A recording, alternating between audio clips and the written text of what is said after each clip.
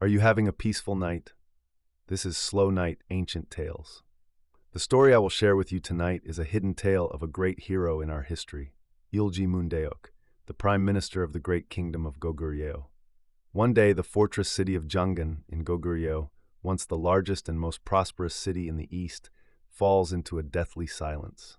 Amidst that deep wave of mourning, we will travel back in time to follow the remarkable experience of a young herb gatherer, a miraculous child-shaped wild ginseng found in the deepest part of the forest, and a fateful encounter with a lost strange traveler. I hope this quiet and mysterious old tale makes your night even deeper and more peaceful. Now then, close your eyes comfortably, and let us journey together into the deep mountains of Goguryeo, 1,500 years ago. The gates of Jangan, widely acknowledged as the great capital of Goguryeo in the east, boasting a population of 1 million, opened quietly. A considerable number of people, who had been waiting outside, rushed inside as soon as the gates parted. Amidst the countless people streaming into the fortress, a lone, middle-aged traveler also made his way slowly inside. However, to this traveler's surprise, every house and shop in this proudly prosperous capital was still firmly locked. Not a single person could be seen wandering the streets. It was impossibly quiet, like a city of the dead. Harboring quite a bit of suspicion in his heart, the traveler walked blankly, step by step, down the broad main street of Jangan into the fortress.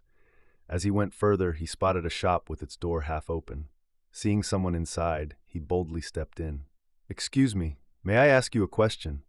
What day is it in this country today?" Perhaps finding the phrase, "this country," suspicious, the shopkeeper finally seemed to pay attention to the traveler. "Oh, you are a Han Chinese. Today is a day of celebration for your people, but for the countless citizens of Goguryeo, it is an unparalleled day of sorrow. Your country's day of celebration, my country's day of sorrow." With this simple phrase, the traveler seemed to guess what day it was. "Then, has Prime Minister Eulji—" "Yes, the Prime Minister has passed away, leaving us all behind." At this answer, the traveler sighed, quietly chanting a Buddhist prayer. How lost the people of Goguryeo must feel, having lost their father. I was a Han soldier who invaded following Emperor Yang, but I have received boundless grace from Prime Minister Eulji for over 10 years. To take the Prime Minister at a time when the Tang dynasty is eyeing Goguryeo, the heavens are too cruel. The shopkeeper answered as if to reassure him. "Do not worry about Goguryeo. Though Prime Minister Eulji is gone, the spirit of Goguryeo he planted remains." With a good king, a loyal prime minister, and valiant people, the nation of Goguryeo was truly magnificent, which was why the traveler had chosen to naturalize in this country. To honor and mourn the passing of this nation's minister, Eulji Mundeok, who died in his 80s, all the people of this country had set aside their daily tasks and were solemnly observing a period of quiet mourning. Eulji Mundeok, the guardian deity of the East, who had buried the massive Sui army at the Salsu River and firmly protected Goguryeo. It is said that upon hearing the news of the great hero's passing, even his lifelong enemies, Emperor Gaozu and Emperor Taizong of Tang, wept bitterly. The scene shifts to the deep mountains. "Lost another pair of shoes today." Yeon Pa-dae, a young herb gatherer who had been wandering the deep mountains for over 300 days in search of wild ginseng, had only managed to find 2 roots and felt he was working in vain. Looking down at the distant valley below, he saw something flickering.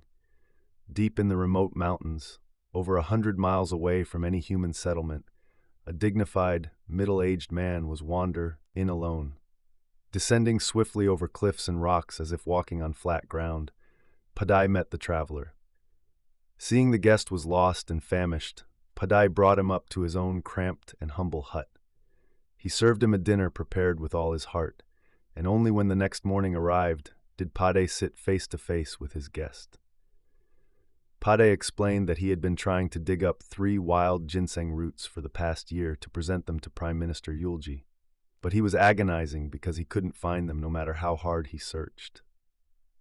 Moved by Pa-dae's sincerity to repay the Prime Minister's grace simply as a citizen of Goguryeo, despite having no personal connection, the guest told him that he had seen ginseng leaves in a rock crevice on his way the day before. Panting, Pa-dae led the guest and rushed to the spot.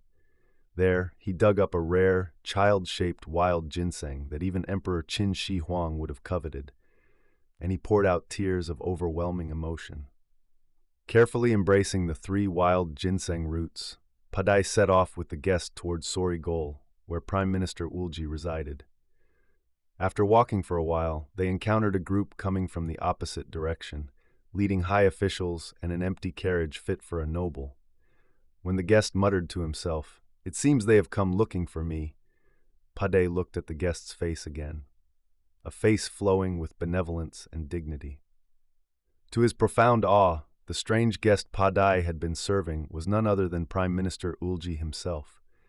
Pa-dae threw himself flat on the ground, hugged the Prime Minister's dust-covered shoes, and shed tears of deep emotion. The royal envoy who came to meet him delivered an urgent imperial command, asking the Prime Minister to return to the capital immediately due to a pressing national crisis. It was an urgent report that the Chen dynasty had fallen to the Sui dynasty, making the Sui dynasty the master of the world. Even the usually calm Prime Minister was startled, resolving that he must go to the capital at once. The time was the autumn of the 32nd year of King Pyongwon of Goguryeo.